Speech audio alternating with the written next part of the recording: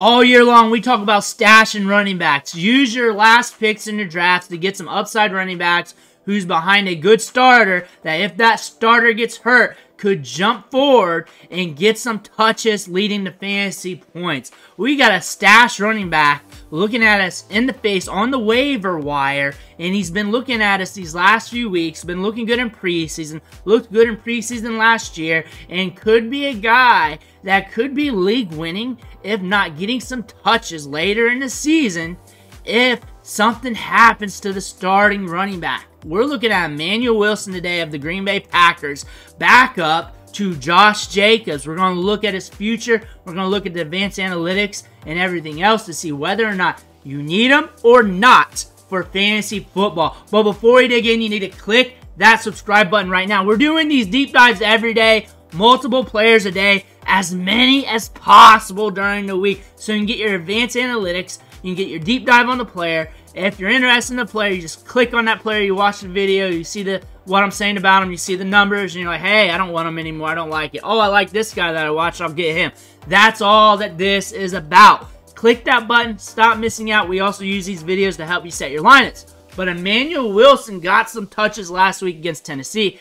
Everybody's talking him up, but we've been talking him up for a while now, even going into week 3 as a waiver wire pickup in the deeper waiver wire videos, because of Josh Jacobs getting a huge workload. The week prior to this, he got a massive workload. It's not sustainable. And now we got Emanuel Wilson the next week getting 12 touches, 50 yards. 2 targets, catching both of them for 35 yards, scoring a touchdown, 16 fantasy points. People are chasing the points, but really we should be chasing the situation. Green Bay's good on offense. They can move the chains. Love's going to be back sooner than later. And he's been rumbling in preseason, looking good in the open field. Going back to his college stats, and why we do this is because we want to paint the whole picture on this prospect. He's a small school guy, but he was productive, over 1,000 yards and 13 touchdowns at John C. Smith University. Then we go to Fort Valley State, so we level up. In year 2, 1,200 yards, 15 touchdowns, caught 20 balls, 187 yards.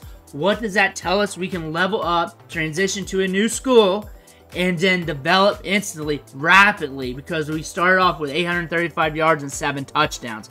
So that gives us the possibility that you can go to the NFL level from the college level after leveling up at college and really transition, because you've done it before. You went from system to system, level to level, and now you're doing it again. Emanuel Wilson in preseason last year went off, and we're looking at him with the Packers. We got good size. We can grind it out. Comp to Zach Zenner statistically when you look at his athletic metrics and his production, a small school prospect. And Zach Zenner was a guy we paid attention to back in the day because he had some run in him, and on top of that, he's a guy that could have been fantasy relevant with more opportunity, which could happen with Emanuel Wilson here. But we're looking at Josh Jacobs.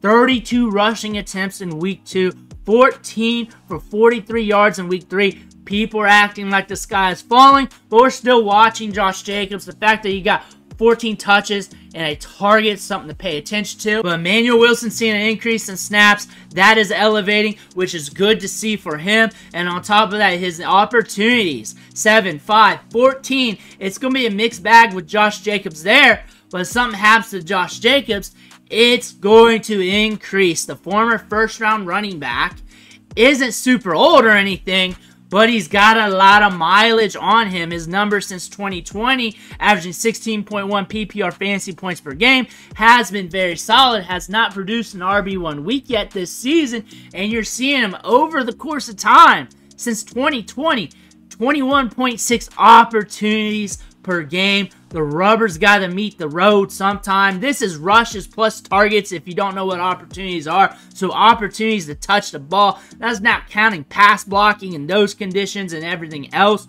This guy's seen a lot of opportunity. Still a good running back. But again, running backs going to running backs, and running backs get hurt. So you always got to look at the backups here. And the Packers offense can move the chains. And that is something to note. Josh Jacobs has seen a lot of opportunities over the course of his career, and we know Emanuel Wilson can show off in preseason. He did it this year. He did it last year as well. That 80-yard score against the Bengals on his father's passing anniversary was one of the biggest notes. He is last year's Carson Steele, who might be getting the opportunity this year. He can rumble between the tackles, very slick in the open field, good vision, good wiggle for his size. I love his feet, very efficient footwork when it comes to breaking off moves.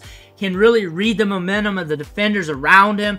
That is something that you see when you see him on tape. He's not ultra flashy, but he does have flashiness with his moves in the open field and his ability to create space when he has a guy in front of him to read those leverages. And the Packers run a lot of plays, which is a good thing to see. They run the ball a fair bit. They also throw the ball a fair bit. They have a 55% pass rate, a 45% run rate, and on top of that, very game script dependent on that. But you don't need them. You don't need another running back to stash. You're good. You got a Braylon Allen or somebody else. You can only stash so many running backs. That makes sense. But if you don't have a stashed running back, here you go. Here you go. And with these stashed running backs, there are a few things we're looking at here. We're looking at upside with athleticism. If they're a running back that runs in like the 4.3s, low end 4.4s, or something like that. High draft capital from the 23 or 2024 NFL draft class that's sitting there on the back of the roster. Or a guy like this, who's on a good offense, that can push the pace, playing behind a veteran running back, that if he goes down, will see starter touches. Marshawn Lloyd's injured on the mend, and Emanuel Wilson is the next man up. Are you looking into Manny this week, or you already got a good stash at running back? Some of you guys can't because there's so many stashes out there, but here's another one for you. Get him if you want him. Get him if you think he's good. But here he is. Let me know what you think in the comments below. Make sure to hit that subscribe button on the way out. One day for watching. Catch you on the next video.